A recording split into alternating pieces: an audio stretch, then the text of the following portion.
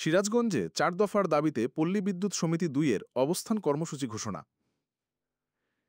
সিরাজগঞ্জ প্রতিনিধি শাহ আলমের প্রতিবেদনে কর্মকর্তা কর্মচারীদের বরখাস্ত আদেশ প্রত্যাহার এবং হয়রানি বন্ধসহ ৪ দফার দাবিতে রোববার থেকে অবস্থান কর্মসূচি পালনের ঘোষণা দিয়েছে সারা দেশের ৮০টি পল্লী বিদ্যুৎ সমিতি কর্মকর্তা কর্মচারীরা।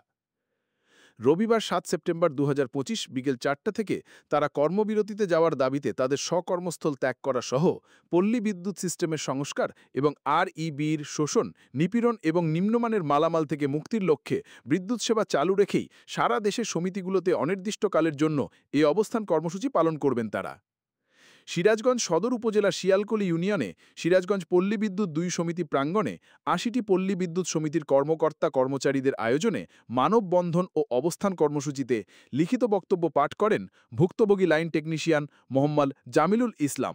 মিডিয়ার মাধ্যমে ৮০টি পল্লী বিদ্যুৎ সমিতির ৪ দফা পরে শোনাচ্ছি। দফাসমূহ: ১ নম্বর, আরইবি পিবিএস একীভূতকরণ অথবা অন্যান্য বিতরণ সংস্থার ন্যায় কোম্পানি গঠনের প্রজ্ঞাপন জারি করতে হবে এবং সকল চুক্তিভিত্তিক অনিয়মিত MRCM, meter reader cum messenger, line শ্রমিক, বিলিং অ্যাসিস্ট্যান্ট কর্মীদের নিয়মিতকরণ মামলা প্রত্যাহার পূর্বক চাকরিচ্যুতদের পুনর্বহাল করতে হবে। নাম্বার ২, ১৭ই আগস্ট ২০২৫ থেকে অদ্যাবধি হয়রানিমূলক চাকরিচ্যুত, বরখাস্তকৃত ও সংযুক্ত কর্মকর্তা কর্মচারীদের বরখাস্তের আদেশ বাতিলপূর্বক পূর্বের কর্মস্থলে প্রদান করতে হবে। নাম্বার ৩, জরুরি গ্রাহক সেবায় নিয়োজিত লাইন ক্রুদের কর্মঘণ্টা নির্ধারণ এবং শহীদ মিনারে অবস্থান কর্মসূচিকালীন যোগদান না করতে পারা ৫ জন লাইন ক্রুকে পূর্বের কর্মস্থলে যোগদানের ব্যবস্থা করতে হবে। নাম্বার ৪, ডিআরইবি এর দুর্নীতিগ্রস্ত কর্মকর্তা কর্মচারীদের বিরুদ্ধে প্রশাসনিক ও আইনগত ব্যবস্থা গ্রহণ করতে হবে। এমতো অবস্থায় ৪ দফা দাবিতে কেন্দ্রীয় কর্মসূচির সাথে একত্রতা প্রকাশ করে ৮০টি প্রবিশের সাথে সিরাজগঞ্জ পল্লী বিদ্যুৎ সমিতি ২ এর সকল কর্মকর্তা কর্মচারী গণছুটিতে যাওয়ার ঘোষণা প্রদান করলাম। পল্লী বিদ্যুৎ আইন বোর্ড যে দুর্নীতির সাথে জড়িত, এটা আমরা ইতিপূর্বে অনেক আন্দোলন এবং শহীদ মিনারে আমরা ১৬ দিন ১৭ দিন আন্দোলন করেছি, এটা আপনারা মিডিয়ার মাধ্যমে জানতে পেরেছেন। আমাদের মূল দাবি হচ্ছে, আমরা দুর্নীতির বিরুদ্ধে আন্দোলন করতে গিয়ে আমাদের অনেক কর্মকর্তা কর্মচারীকে হয়রানিভাবে বদলি করা হয়েছে, সাসপেন্ড করা হয়েছে, তাদেরকে পুনরায় শপথে বহাল করতে হবে।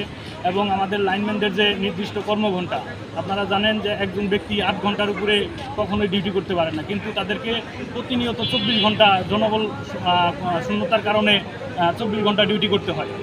২৪ ঘন্টা ডিউটি করার কারণে আমাদের লাইনম্যানদের দেখা যায় যে প্রতি মাসে ৫ থেকে ১০ জন লাইনম্যান দুর্ঘটনায় মৃত্যুবরণ করে। আমরা এটার থেকে পরিত্রাণ চাই। আমরা যেহেতু কর্মসংস্থানের সাথে জড়িত, গ্রাহক সেবার সাথে জড়িত, আমরা গ্রাহক সেবা অক্ষুণ্ণ রেখে, বিদ্যুৎ লাইন সচল রেখে আমরা উত্তম গ্রাহক সেবায় নিয়োজিত থাকতে চাই। কর্মসূচি চলাকালীন সময় কর্মীদের কিছু নির্দেশনা দিয়েছেন আন্দোলনকারীরা। ১. বিদ্যুৎ সেবা যথাযথভাবে সচল রাখা। ২. সদর দফতরে যথাযথ গ্রাহক সেবা নিশ্চিতে 1 পয়েন্ট বুথ চালু করা। ৩. পল্লী বিদ্যুতায়ন বোর্ডের সাথে সকল ধরনের যোগাযোগ বা যে কোনো ধরনের নির্দেশনা পালন থেকে বিরত থাকার জন্য নির্দেশনা দিয়েছেন আন্দোলনকারীরা। লিখিত বক্তব্যে ভুক্তভোগী ডিজিএম মাহফুজুর রহমান বলেন, গত ৫ জুন সরকারের লিখিত আশ্বাসে সারা দেশে পল্লী বিদ্যুৎ সমিতির কর্মকর্তা কর্মচারীদের টানা ১৬ দিনের অবস্থান কর্মসূচি স্থগিত করা হয়।